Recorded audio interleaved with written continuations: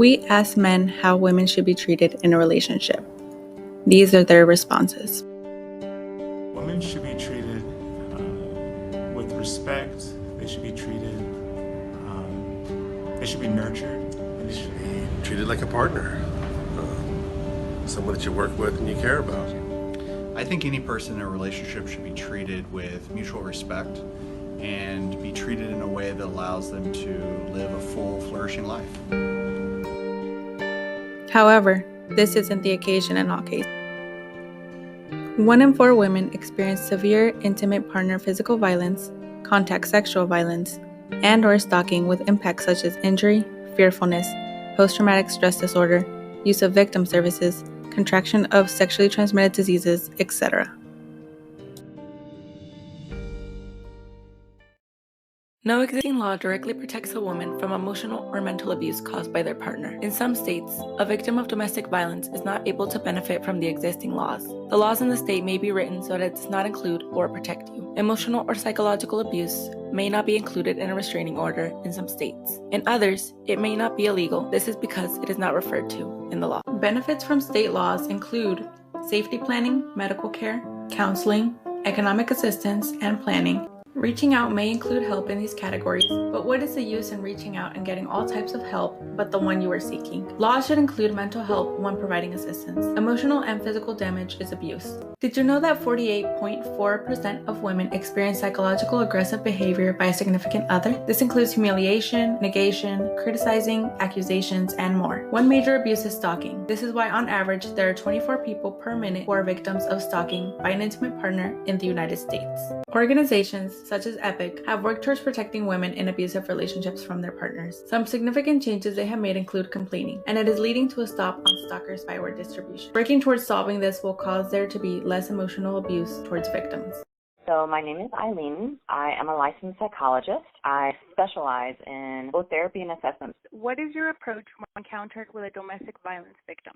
The first thing I always do with any client is try and get to know where they are at. With domestic violence, it's especially important to know kind of what stage of the relationship the person is in. So if the person is out of the relationship already, that work is going to look very different than a person who's still in the relationship and maybe is at risk of being harmed. The treatment approach looks really different. Imagine you have a daughter. Think about what kind of lifestyle you would like her to have. Do you want her to be constantly suffering? I'm sure you want someone that treats her well, that lets her go out with her friends and make her own decisions. When you love someone, you will do whatever it takes to make them happy, to keep them safe. Why not share this love and compassion for others? It would be so nice to have the support of someone if you were the one going through this awful experience. Some of them reach out to psychologists and psychiatrists, but they need more help than this.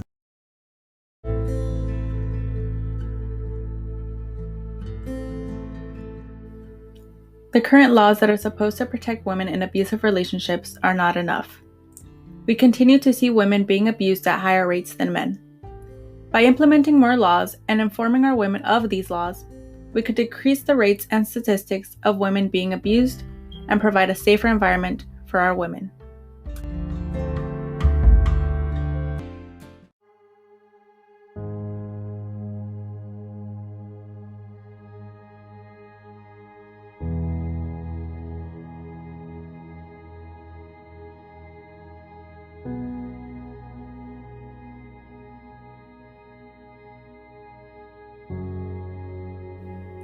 Why do women experience abuse to larger rates compared to men? There is not enough protection for women to prevent these types of mistreatment. The existing laws are not enough. The abuser makes the victim feel like no one is going to help her, and the victim itself believes this because of the lack of information she has about the laws. Do you know of any laws that protect women from domestic abuse? No. By informing women of the current laws that protect them, we could prevent the amount of victims.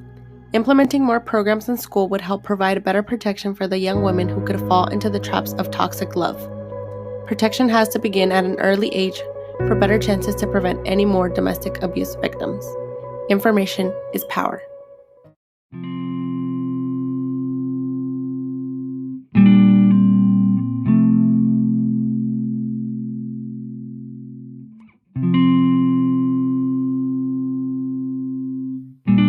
Many women are not aware of the protection they are able to get.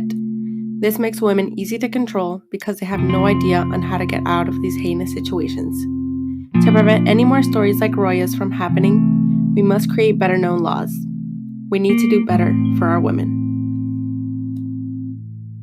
Although, some people may see that when it comes to police officers intervening in a domestic violence situation, they are not prepared enough or not as helpful as one would think. Instead, need better training and deep background checks.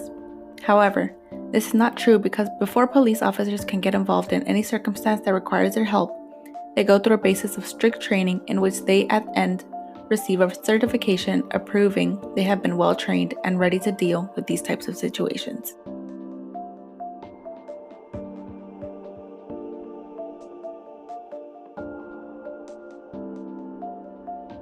As you can see, this shows the number of domestic violence reports being made to the police in which immediate action is taken by sending the local domestic violence squad.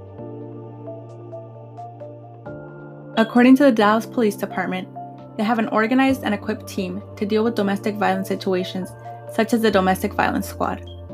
In order to be well prepared to encounter domestic violence, police have to go through and meet several requirements.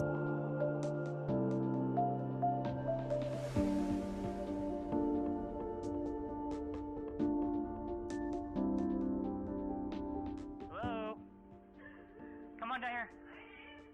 Here, come here. Come here. What's going on?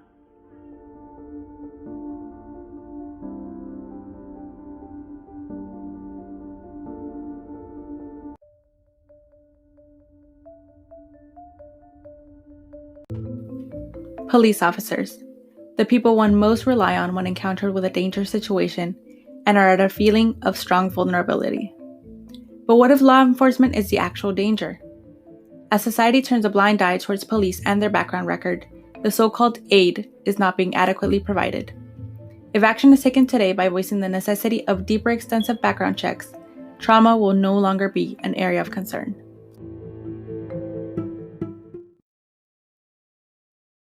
Once they get past the interviews, the initial test, then the background begins, and that's when we go into the history, make sure they don't have a criminal history, make sure they have a good clean background and a good past. As stated, applicants are significantly and thoroughly investigated before hiring, which allows for the belief of reliable people who are placed in such a high societal level of power. However, background checks are not conducted or updated once the applicant is approved. Through the advocating of extensive background checks after recruitment, the credibility of reliable officers is reinforced, and women found in situations of domestic abuse will automatically seek for help through officials.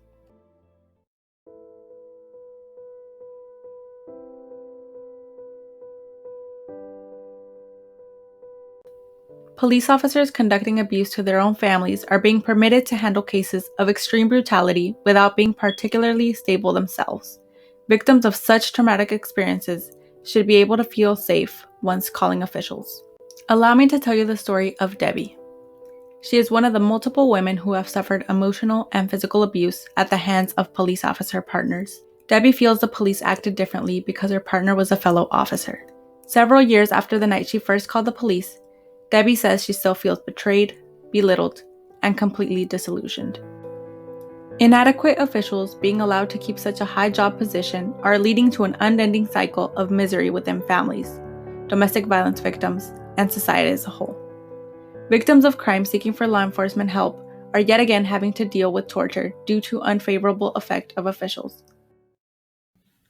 Women who have been subjected to domestic abuse have suffered long enough. It is crucial to stand up and advocate for better protection in order to improve the lives of the affected and prevent these situations from happening to future generations. Now, you may ask yourself, how can I contribute to this cause?